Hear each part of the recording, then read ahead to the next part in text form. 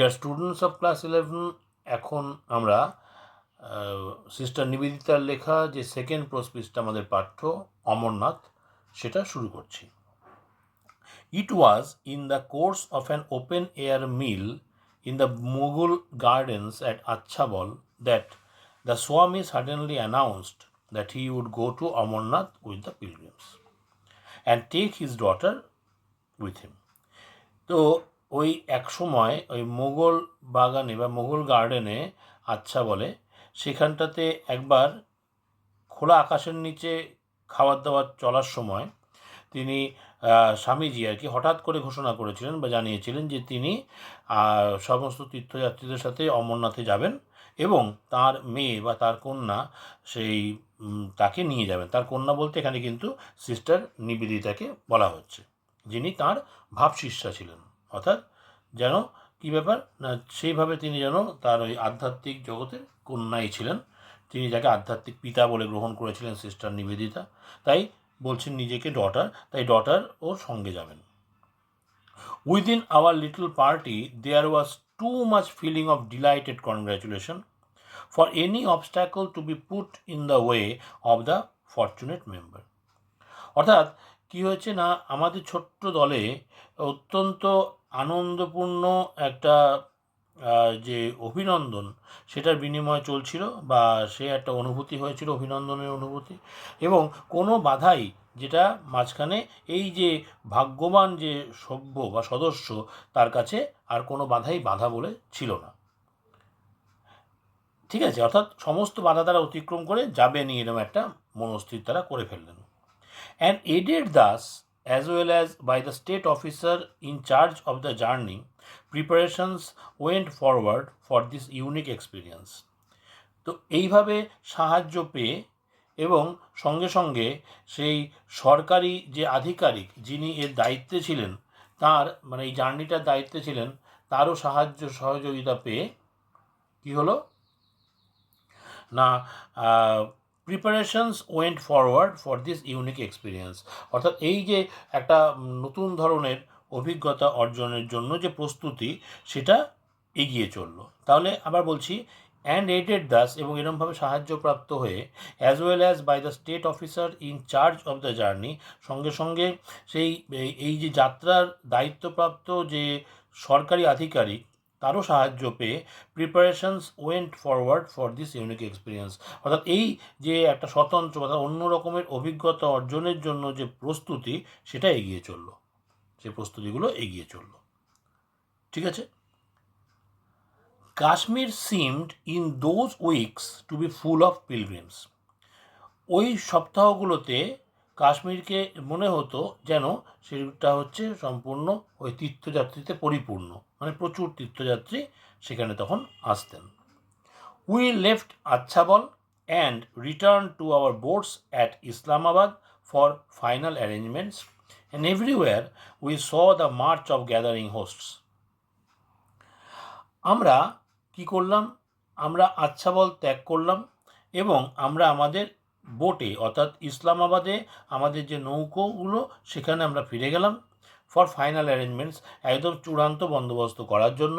And everywhere, এবং প্রত্যেকটা স্থানে we saw the march of gathering hosts, এবং সেখানে আমরা একদম দলবদ্ধভাবে ওই চলমান একগুচ্ছ মানে কি বলবো যে ওই তীর্থযাত্রীদেরকে দেখতে পেলাম, তারা হোস্ট। ঠিক আছে, অর্থাৎ সেখানে আমরা তাদের সাথে সাক্ষাৎ পেলাম। তার মানে কি, এক কথায় বলতে গেলে আমরা সেখানে এই প্রত্যেকটা জায়গাতেই এই এক মানে দলবদ্ধ বেশ কিছু জনতার দেখা পেলাম এবং তারা সবাই চলছেন সেই একই জায়গায়, অর্থাৎ সে অমরনাথ দর্শনে। It was all very quiet and orderly and picturesque. এটা সম্পূর্ণটাই ছিল একদম শান্ত, অত্যন্ত শান্ত, কোয়াইট মানে শান্ত, অর্ডারলি শৃঙ্খলিত অর্থাৎ শৃঙ্খলাপূর্ণ, অ্যান্ড পিকচারেস্ক ছবির মতো। ঠিক আছে, 2 or 3,000 people would encamp in a field. 2 বা 3,000 লোক একটা মাঠের মধ্যে ওই তাঁবু খাটাতেন, অর্থাৎ তাঁবু খাটিয়ে তারা থাকতেন। ঠিক আছে, অর্থাৎ দুই বা 3,000 মানুষ, 2,000-3,000 মানুষ ওই মাঠের মধ্যে, একটা মাঠের মধ্যে তাঁবু খাটিয়ে থাকতেন। তারপরে কি করতেন তারা? অ্যান্ড লিভ ইট বিফোর ডন, এবং ভোর হওয়ার আগেই, অর্থাৎ সূর্য ওঠার আগেই তারা সেই স্থানটা ত্যাগ করতেন। With no trace of their occupation, এবং তারা যে সেখানে ছিলেন সেটার কোনো চিহ্নই আর অবশিষ্ট থাকতো না।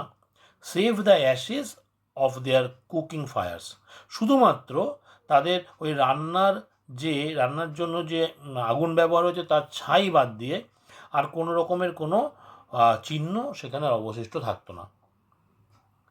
দে ক্যারিড এ বাজার উইথ দেম, তারা তাদের সঙ্গে করে একটা বাজার নিয়ে যেতেন, মানে বাজারের সমস্ত কিছু সেখানে পাওয়া যেত। And at each halting place the pitching of tents and opening of shops took place with incredible rapidity. এবং কী হয়েছে, তারা একটা বাজার সঙ্গে করে নিয়ে যেতেন এবং প্রত্যেকটা থামার জায়গায় যেখানে যেখানে তারা থামতেন সেখানে দ্য পিচিং অফ টেন্টস, অর্থাৎ তাঁবু খাটানো, দ্য ওপেনিং অফ শপস, দোকান খোলা, এবং এই সমস্ত কিছুই কাজগুলো একটা অবিশ্বাস্য দ্রুততার সাথে হতো।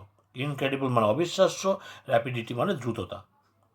Organisation appear to be instinctive, এখানে সমস্ত কিছুকে যে একত্রিত করা, নিয়ম শৃঙ্খলিত করা, সেই ব্যাপারটা যেন একটা সহজাত হয়ে দেখা দিত। ঠিক আছে, সব কিছু ব্যবস্থাপনা ব্যাপারটা যেন মনে হতো সব সহজাত। A broad street would run through the middle of one part of the camp. এই যে তাঁবু কাটানো হতো তার একটা অংশ দিয়ে কী হতো, একটা চওড়া রাস্তা যেত।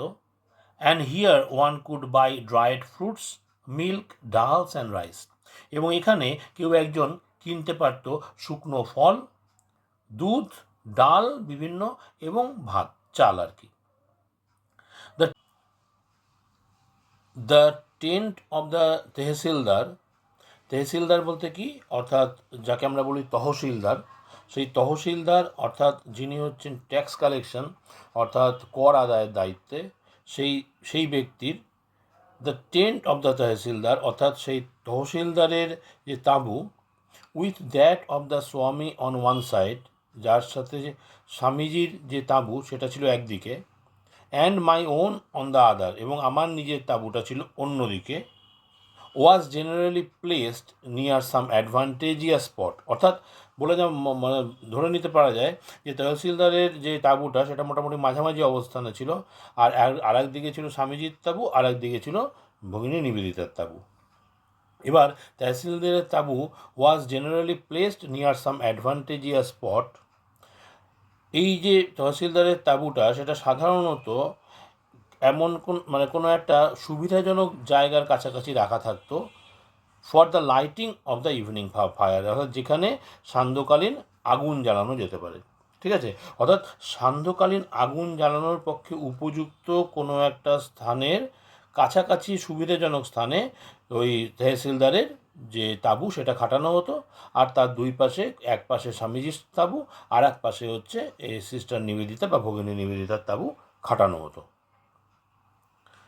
And thus his neighbourhood tended to form a social centre, এবং এইভাবেই তার প্রতিবেশীরা একটা সামাজিক কেন্দ্র গড়ে তোলার জন্য যত্ন নিতেন, অর্থাৎ তারা এইভাবে যত্ন নিয়ে একটা সামাজিক কেন্দ্র গড়ে তুলতেন। ঠিক আছে, তার মানে এখানে সবাই এবারে এসে একত্রিত হবে তার পরবর্তী সময়ে।